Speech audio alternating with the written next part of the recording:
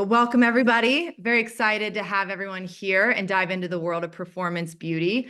Our virtual roundtables with LPK are designed to bring together category leaders and innovators, provocateurs, and whatnot to explore what's next in different spaces. And so definitely open up your chat function, fire it up, and get ready to engage and ask, fire away all the questions that you might have throughout today's discussion.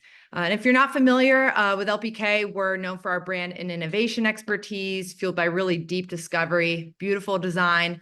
We've had the pleasure of working with many of you before, and we're eager to connect with new faces today. So I am Meredith Post, and I'll be your host. I'm a senior creative director at LPK. I have about 15 years experience in consumer brands, especially within the beauty space. I'm a former Division I athlete myself, still try to stay as active as I can, and I'm a current college coach as well. And I'm especially passionate about the intersection of beauty and performance. Have quite a bit of experience in that space myself. And I'm joined today by three incredible, brilliant women. So we'll dive deeper into some of the brands that two of them have founded in a little bit, but I'll just kind of do a quick top line intro. So first we have Emily Flannery. She's the VP of Discovery here at LPK.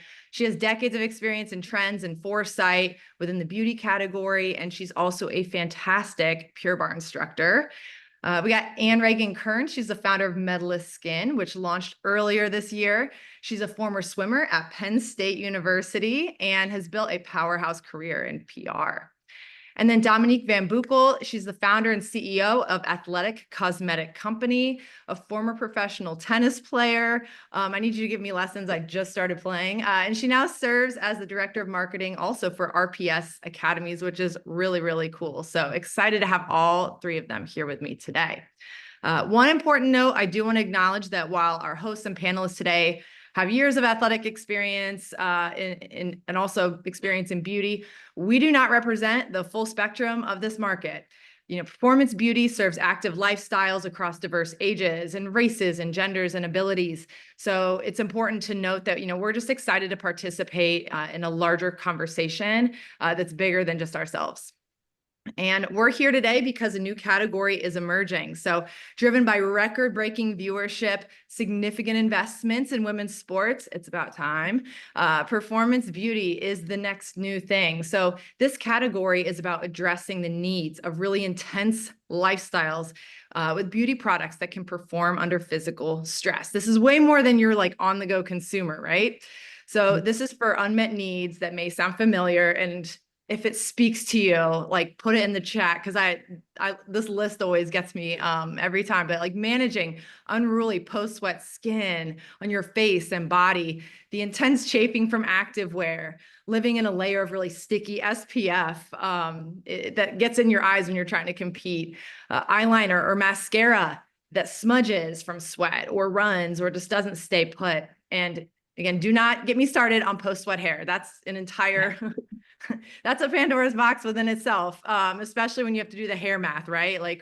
Got to figure out when to wash your hair with your workouts and everything else you have to do and still make sure it looks good. So one marketing lead in beauty recently told me, this space is set to explode. It is the next big thing. So excited to have everyone here today. And before we dive into the panel, I'm going to hand it over to Emily to share some trend analysis and insights.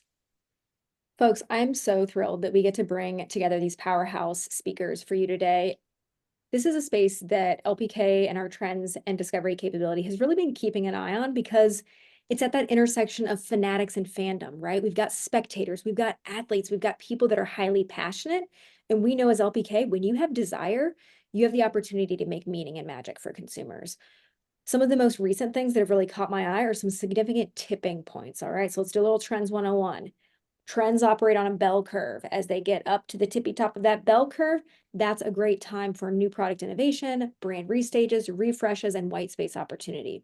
As of May this year, May 2024, we are over 50% of US consumers participating in exercise or team sports at least once a week, 56% to be exact. So to Meredith's point, when we think about the demographics of the United States, that is different styles of sport, different abilities of sport, different sport needs.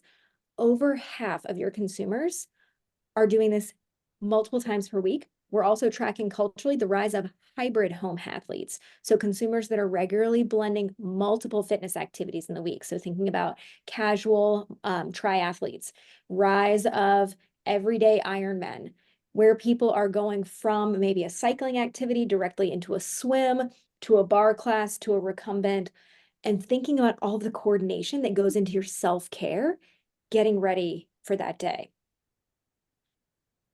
This whole industry, so Athlete Tech News has also been tracking this, and they're really putting some dollars and cents to it. They've found that the fitness industry itself, so again, 56% of American consumers at least once a week are participating in this industry. In that at least once per week, that is equating to 22 billion with a B dollars of impact on the US economy. As active lifestyles continue to accelerate 2 times a week, 3 times a week, so on and so forth, we can start to do that math in our head of how is that growth trajectory of the impact of the economy going to change. When we think about this into the realm of women's athletics, focusing specifically on female athletes, CNBC finds that women's sport could bring in over $1 billion in viewership alone. So I know we have a lot of brand and marketing savvy folks in our panel, in our audience. Think about how difficult it is to maintain and sustain attention in our world today. Tapping into that fanaticism, the spectator and athlete experience, driving record-breaking viewership, thinking of stars like Caitlin Clark, driving that outsized growth in the way that we consume brand messaging, media, and product recommendations is another area that really provides some insight into what do people want from us as we go into this space. Clicking down into that female athlete area as well, everyone, I feel like we know that the Paris 2024 Olympics broke all viewership records, so props to NBC Universal for getting it right this time around. But when we think about the athletes themselves, of Team USA's 40 gold medals, 26 were won by female athletes, over half. So props to our female athletes that represented us on the biggest stage in the world. But this was also a historic year for the Olympics because it marked the first year of gender parity in the sports that were represented on the biggest stage in the world with the most number of eyeballs, with the best media spend conversion in one of the fastest growing industries. So we track that line all the way back. This is an area that we have to start focusing on because in some ways, we might already have to be playing catch up. So today is the perfect day for us to say, let's get our minds right and focus in on this. When we bring this to the realm of beauty, I don't know how many folks that I have in here that are as, I was watching fun videos with my mom last night on how to hack your Excel spreadsheet. So I'm a part-time financial investigator in my side life, but I follow the markets as well. So when I think about where's the money flowing from an investment standpoint, right? The Fed is going to lower the interest rates. We're watching where people are putting their investment dollars. Earlier this month, Berkshire Hathaway, so Warren Buffett, okay, big deal. Berkshire Hathaway revealed in a regulatory filing that it purchased the equivalent of $266 million of shares in Ulta Beauty. All of these signals are telling us that this is not only where the consumer is going, where the desire is going, but it's where investment is headed as well. So all of us are smart, strategic thinkers in the room today. Think about how we can orient ourselves to meet our consumers where they are. As Meredith mentioned, the unique jobs to be done that we have for folks in this space, empathizing with their lives, their challenges, as we capitalize on this tipping point at the intersection of fitness, sport, and beauty. Mare, I know you and our guests have a ton to say about these trends and your unique perspectives. So why don't we just get into it? Let's do it. And thank you, Emily. All right. Now, as we go through this panel, if you have a question, drop it in the chat. Make sure it's set to everyone, not just hosts and panelists. We'd love to see what you guys have kind of pop in from a Q&A standpoint, and we'll get to it at the end. So AnnRagan and Dominique, for those that have joined that are not as familiar with Medalist and Athletic Cosmetic Company, tell us a little bit about your brand and what inspired its foundation. And AnnRagan, I will start with you. Perfect. Hi, guys. Thank you for having me on this panel this afternoon. Super excited to talk all things performance beauty, but I am the founder of Medalist. We launched just before the Olympics this year. So about, last month we launched super exciting timing around, all eyes being on female athletes in the world's largest stage. So we're skincare developed, tested, and approved by Olympians and elite athletes for next gen athletes and for active women everywhere. So not just your, typical athlete who might be a 14-year-old going to JV basketball, but also for the women who like to do, weekend pickleball tournaments or hot girl walks and all of that. So that's kind of who we're catering to. And everything is clean, derm tested, and approved and tested by athletes. Awesome. Dominique, how about you? Yeah, so I was a former professional tennis player, and as a former athlete at the time, I always wanted to look good, feel good, like most athletes, you want to look good. But at that time, we didn't have the products that are available today. 2 years ago, we started Athletic Cosmetic Company, and I learned from sports that values are very important. Values such as discipline, persistence, but especially commitment. So when we started Athletic Cosmetic Company, it was very important to have very strong values. Our products are all vegan, super clean. So they're formulated to the Credo Clean standard, which are some of the highest standards in the industry, cruelty-free, and also sustainable. But very important also is for products to perform. So they should be sweat-proof, waterproof, so smudge-proof, not having to worry about it running. It has to stay on. At the same time, it has to be non-transferable. We don't want to worry about it goes on the water bottle or in the cup of coffee or on the teeth. So we want it to stay. And at the same time, long-lasting, not having to worry about touch-up in the middle of the meeting or before the meeting or even when you work out. So, and most important is comfortable, so that we wanted the products to perform. And what's interesting is since we launched the Goat Mascara, the greatest of all time, we've had so much momentum. And as you mentioned, Meredith, there's such a big trend going on. And a lot of it has to do with professional athletes. They have really increased, they have raised their skills. In the past, the stadiums weren't that full. And they have really improved their performance. So now the soccer stadiums, the basketball stadiums, they're packed. So these female athletes really have become heroes and influencers. And as influencers, they are sharing their makeup and skincare routines on social media. So a lot of people that live active lifestyles, they see these athletes and they say, if it works for them, I also want to use this.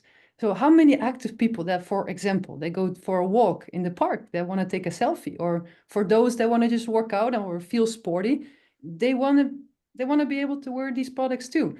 But you think about all these athletes, these professional athletes, under pressure. Example was the USA artistic swimming team who was wearing our mascara in the chlorine, in competition, and the product worked.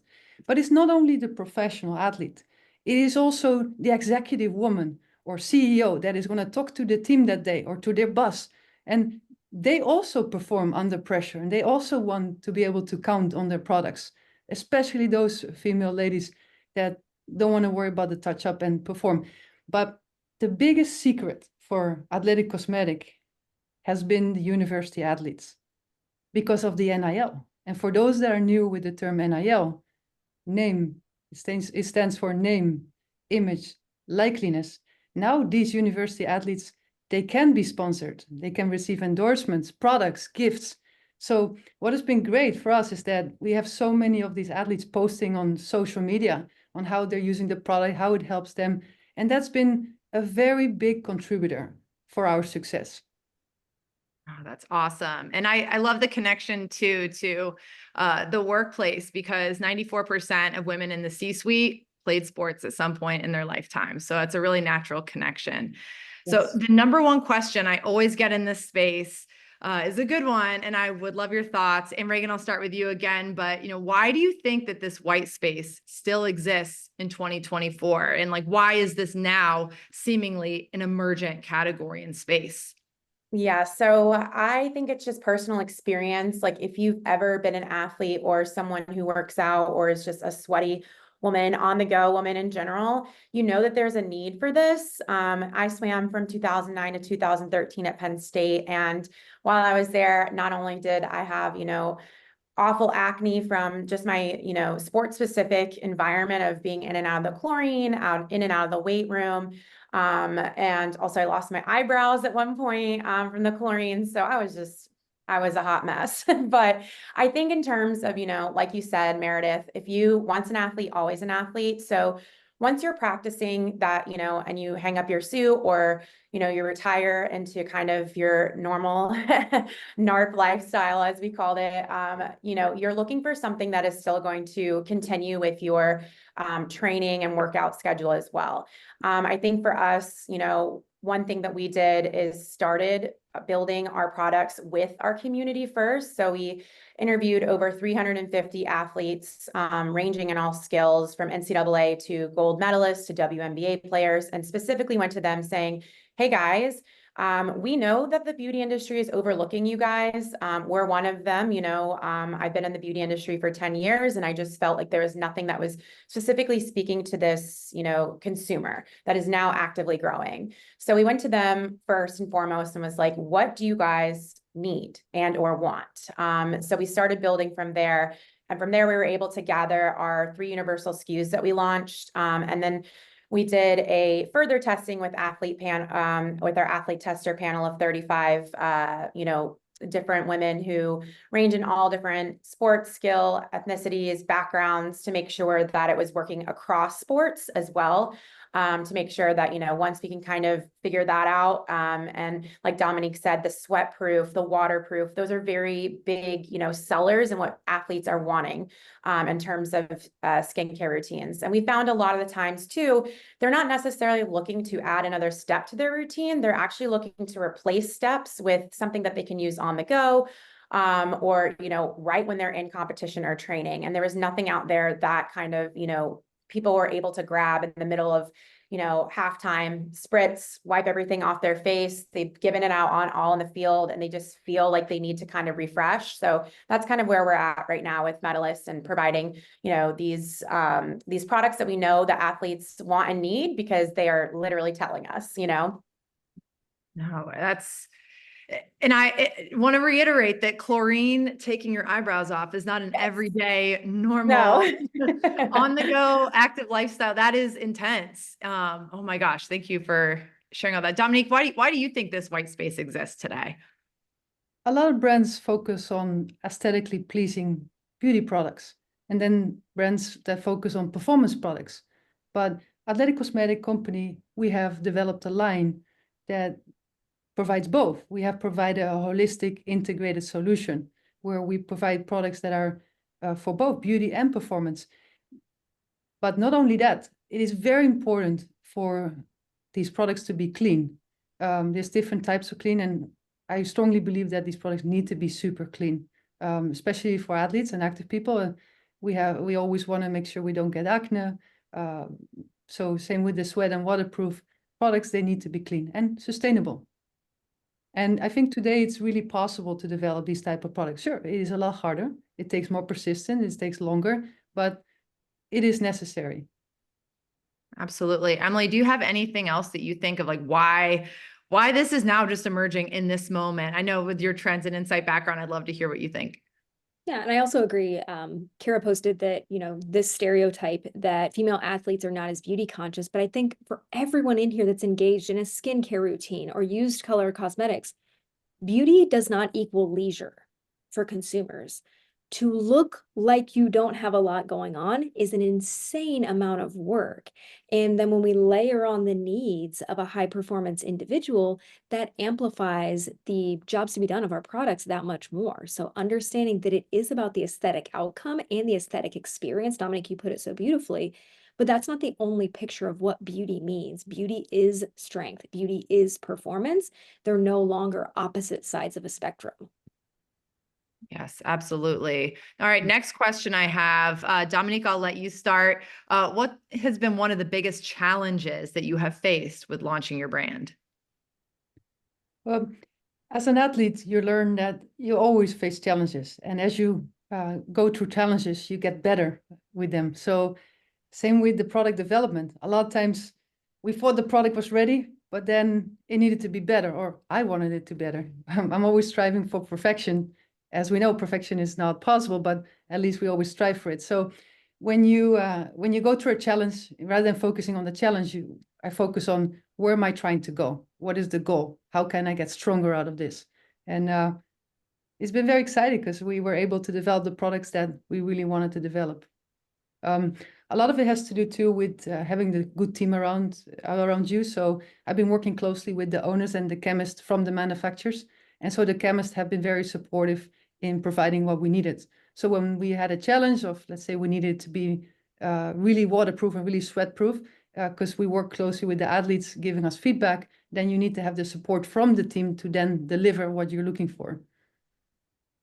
Yes. AnnRagan, what do you think? What's been your biggest challenges?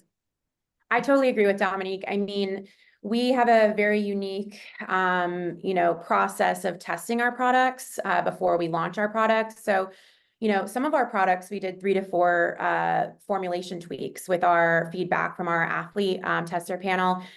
We had a rugby player who was competing in Dubai and was like, oh, this product melted. So we were like, okay, that's a problem. But, for me, I would never be playing rugby in the middle of the desert to figure that out on my own. So things like that, I think it's really, for this athlete or for this specific market set, you really do have to do your research and you really do have to kind of listen to them, because if you're just giving them another, vitamin C cleanser or something that, really doesn't target or tailor their specific needs, they're not going to, look at your brand anymore as something that they can grab and go or put in their locker room or in their gym bag. So I think Dominique is really hitting the nail on the head with just paying attention to your product formulation, listening to the feedback of the consumers, and being willing to, make those formulation tweaks. It's going to take a little bit longer and it might be a little bit pricier, in the formulation and product development and research process, but it's totally worth it on the end when you're putting this out into the market and you know that it's actually been tested and approved and reformulated again when necessary and needed, to really make sure it's effective for all female athletes out there. Absolutely. And incredible to get that kind of feedback on something melting. Yes. I mean, even the New York Times has been putting out articles recently about, with climate change, how working out in extreme temperatures is more normal. And so sweat is not going anywhere. That is always going to be something that, women are battling when they're trying to, whether it's cosmetics, whether it's hair care, whether it's skin care, that's always something that's going to be a constant battle. AnnRagan, I'll stick with you. I would love to know what you think the biggest opportunity is in the beauty space for this consumer that has not yet been solved for. Like if you had the magic wand. Yeah, I mean, I think really for us, our athlete tester panel and our market research panel has been extremely valuable to us with coming to us saying, how come I still can't find a deodorant that works for me? Even just like basic kind of just re-innovation of a product that isn't working for them in their active lifestyles. I think, really making sure that you're listening to your community and you're honing in on what they're coming to you and saying, and it might not be reinventing the wheel or, a new tech product or something like that, but it is something that you are taking an existing formulation that should be working, but isn't working to that, sweaty girl athlete kind of market. So I think in terms of like next steps, I really think, this market could definitely latch on to some of the other beauty and wellness trends that we're seeing, in athletes. I mean, we do a lot towards what's now like post-recovery for our bodies after a workout. So our skin is our largest organ. So let's take that and think about how we can do and, incorporate some post-recovery after workout into our skincare and what that looks like.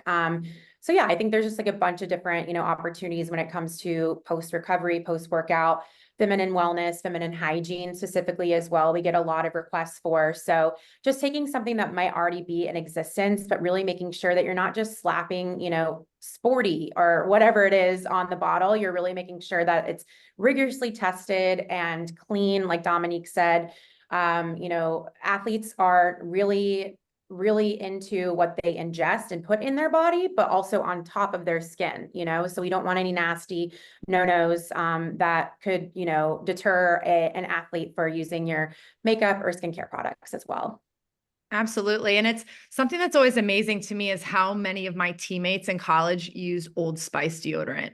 Yes. And I sometimes now I am I do not create beauty products. And so I know that there are probably some people on this call that know the folks behind, Old Spice or Secret or things like that. But I've actually read articles that say it's not that much different. It might even just be a psychological thing of, oh, this women's deodorant isn't doing enough for me. And so I'm just going to go ahead and use the men's because it must be stronger. Now, again, people keep me honest, but yes, Ash, I still use it. Absolutely. So there's something really interesting in that space. Dominique, what do you think the biggest opportunity is in the beauty space that hasn't yet been solved for? The biggest opportunity is to provide products that are functional, by providing a solution of products that make us look good, but also feel good. And when I say feel good, meaning that these products need to be clean so we can feel good about what we use. And of course, sustainability, it's important. We got to look good and feel good. And now we can. And they got to make us feel comfortable. Absolutely. Emily, anything else you think, anything that we haven't solved for that you have been thinking about? Meredith, I will tell you, I taught 2 weightlifting classes before work yesterday, and my hair was going through it. As I went through the day, it was progressively going downhill, despite the concoction of like pre-prep dry shampoo, during workout freshen up. And I was instructing. I was not the one sweating as much as everybody else, but something has got to be done in like the hair space. I mean, we stock Old Spice in our studio. We all use it. I mean, that's what we used when we were in the south of France because it feels like it works. But I think that hair space is really going to be a magical opportunity for folks. Yes, the hair math is real. And I feel like there's so many different needs for so many different textures of hair. I would be very, very curious to see what could come out of this space in the future. All right, so we are almost at Q&A time, but I did want to have one more question for Dominique and AnnRagan here. And of course, we'll have Emily land the plane on it. But imagine it's 2034, 10 years from now. The Winter Olympics were earlier this year in Salt Lake City. What do you think performance beauty will look like, or what will it mean in 10 years? AnnRagan, I'll start with you. I think, a lot of brands out there would love to be, the official skincare of some of these large events and competitions. I think really it's just continuing to listen to your consumer and making sure that you're continuing to put out products that, really keep up with this lifestyle, but also educating the consumer as well. I think in terms of a lot of different ingredients that are thrown around in the beauty space, hypochlorous acid, for example, is really hot and having a moment right now, but the average consumer, I don't even know if I could pronounce that if I didn't work in the beauty space, you know what I mean? And being able to kind of educate yourself and knowing what you're putting on your body and what it's being used for, I think is also very important, especially, for us, our younger consumer that can be anywhere as young as 14. We want them to know what is in this ingredient, what is in this skincare, face mist or whatever have you, and just making sure that people are educated about what they're putting onto their skin. They are educated about what they're putting into their body. So I think it's going to be right up there too. It's a great point. Dominique, what about you? 2034, what's performance beauty? Well, as you can see, especially this year, looking at the Olympics this year, before we talk about the future, you see a lot more athletes wearing makeup. Because now we can. Now, as we talked about, there's all these benefits, sweat-proof, clean. In the past, it wasn't as common. So now that it's more common, because, hey, putting on a little makeup makes us feel good. It's very important that we continue to develop these products where we provide a solution to empower these female athletes and also active people. So the future should be that everybody is able to wear makeup every day, not just for special events or for sports.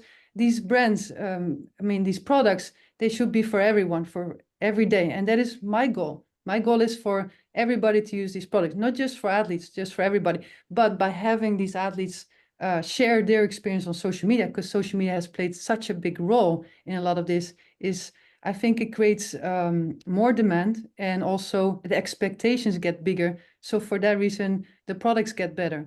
So I really believe that the future is that more athletes wear it and the products are going to be more comfortable for everyone.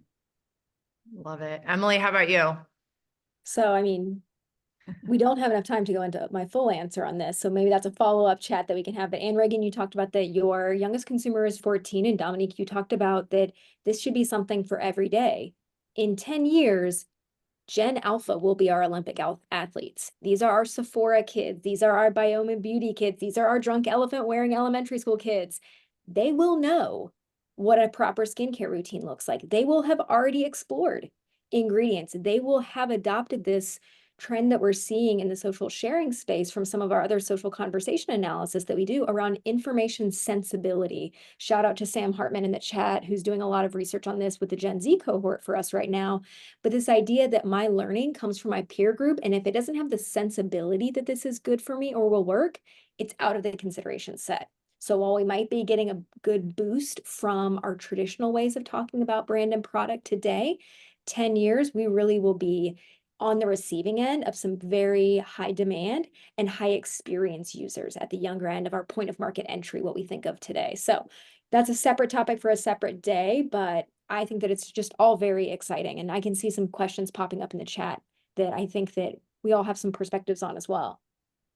Yes, let's get into Q&A. And I would love, if you have any questions for AnnRagan and Dominique or Emily, I will keep tabs on them. I'm going to start with Teresa's first question.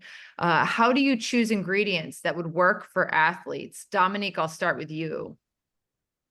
So we work very closely with the chemists. We really have a lot of athletes tested, not only high performance athletes, but also people with active lifestyles. And we share that feedback with the chemists. And then we do lots and lots of testing. We get lots and lots of feedback, and all this takes a long time and lots of persistence. But I've learned from sports that persistence and consistency, meaning that we test on a consistent basis to see really what works. And really having a good understanding of what the consumer needs. I have really developed a great understanding, and I'm very excited that we have achieved our goals.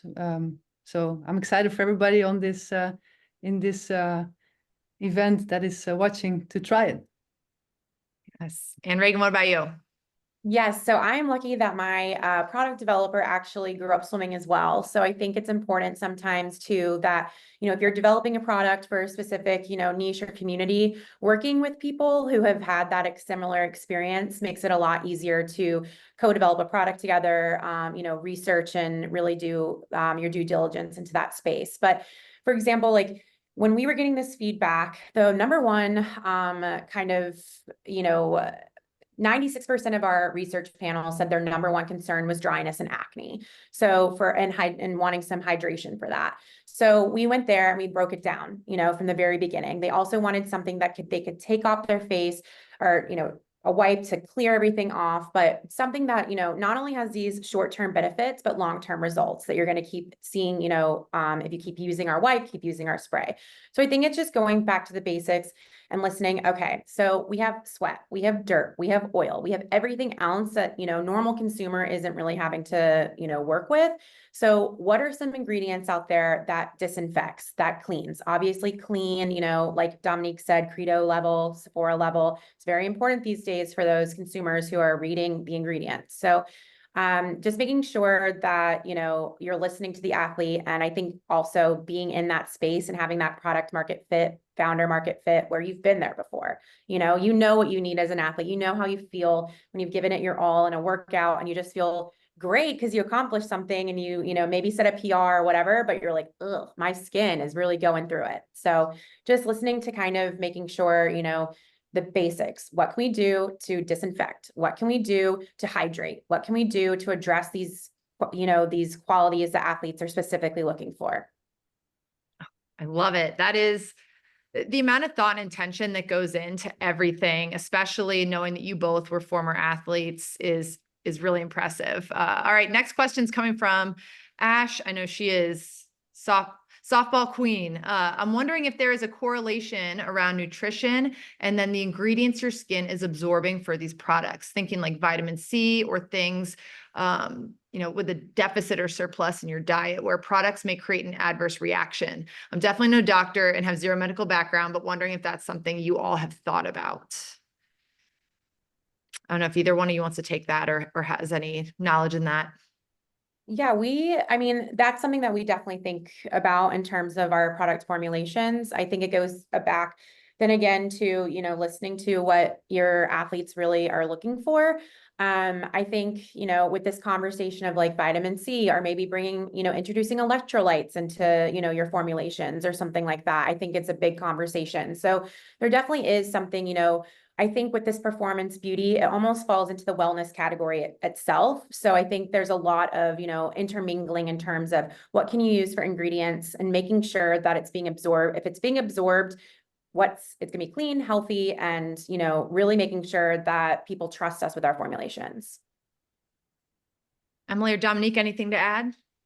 Yeah. I'll say, Dominique, you go ahead. No, Emily, go ahead. I'd like to see what you have to say. Yeah, I'll note that, this type of what I'll say for a lack of a better word, inside out beauty is something that we were tracking in 2010 and really thinking about that without getting too complicated into kind of the epigenetics of it, anything that you touch or ingest impacts your body. Okay, so the whole world. But when we think about this kind of inside out beauty, this idea of a topical mixed with an ingestible has been explored by dermatologists. I don't think it's quite at that mainstream tipping point yet because everyone interacts with it so differently. As you mentioned, Ash, your personal diet and nutrition, what you might be, naturally able to absorb really well based upon maybe a medication that you're on or not on. And so each user having that specific ingredient makeup, trying to find what personalizes to their routine for their best performance is really something that I think that folks are looking at from that benefit place of moisture, brighten, tone, and then how that gets delivered is really unique to the chemistry of the product or the formulation. Yeah, very interesting, Emily. You see more and more makeup products that are not just for beauty, have more benefits. So, for example, Athletic Cosmetic Company, our makeup products are a fusion between makeup and skincare. So all our products have hyaluronic. We really believe very much in hydration. It's so important. So our first product we launched was hyaluronic, but the mascara also has hyaluronic, and so does our lip product. So the hydration is absolutely essential, we believe. Love it. And I think Catherine also had a question, and you all can let me know if any of you know anything about this, but I'm also curious if athletes avoid using products with endocrine disruptors, EDCs, as it may affect their performance. I think this goes like even deeper into, all of the data and all of like everything that goes into your body. And yeah, I'm not sure if you all have thought about that at all or not. And Reagan, you were kind of nodding, or I don't know if that. Yeah, I mean, I think it's just my experience as being, a former NCAA athlete, like everything, you could get disqualified at a swim meet if you had a poppy seed bagel, because of the drug testing that they do. So I think it's very, very, very important when you are doing these formulations that, nothing is going to be absorbed and then suddenly make you the next Michael Phelps kind of thing, or like a type of advantage that you have that could be, I think Dominique and I both kind of cater to the NCAA athlete and, the athletes that are growing up, and just making sure, that everything is competition safe. You're not going to be doing anything. We want you to feel your best and your brightest and most confident on the field, and making sure that you are having ingredients that are not going to disrupt any sort of anything inside your body, and you don't have to worry about that, right? Just going out on the field and making sure that you have a skincare brand that's going to help you with your confidence, and knowing that it's clean, safe ingredients that is not going to disrupt your performance.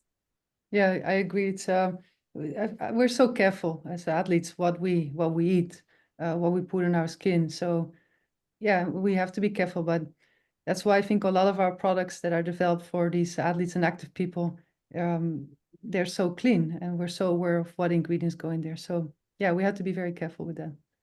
Absolutely. Never want to see a headline that says that a female athlete was disqualified from competition because of something that was in a moisturizer or a shampoo. So I could just see it now.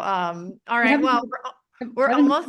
Is key too. Having very good support from the chemist and the team, that's key, because they're the experts. They're the ones that are going to tell us, hey, this is what works, this is what you shouldn't put. So the chemists play a very important role in giving advice. Absolutely. Well, we are almost at time. If there's any final questions, feel free to drop them in and we can make sure that we can get back to you. But some top line key takeaways from today. Number one, listen to athletes and incorporate feedback, which reveals white space and is specific to needs. Number two, ideal product pillars. We're thinking, beauty, long lasting, simplifies routine, clean, functional. You just heard us go into, even more depth. Number three, don't be afraid of improving existing products. I think that was a great point that AnnRagan had mentioned. Number four, educational opportunity for ingredient function and cleanliness. Number five, more athletes and people will wear makeup on and off the court every day. And the expectations and demand is only increasing. Emily, I love that you had even touched upon how the 2034 Olympians are going to be our Sephora kids. So it will be very interesting to see what that is like. So everyone, thank you so much for joining. I'll put our LPK emails into the chat. And so if anyone wants to chat a little bit more, you can just reach out directly. But AnnRagan, Dominique, Emily, thank you guys so much. This was such a fun conversation. I feel like we could have talked for another 2 hours probably, but I really, really appreciate it. And thanks everyone for joining. Thank you. guys. Thanks all. Have a great day. Thank you.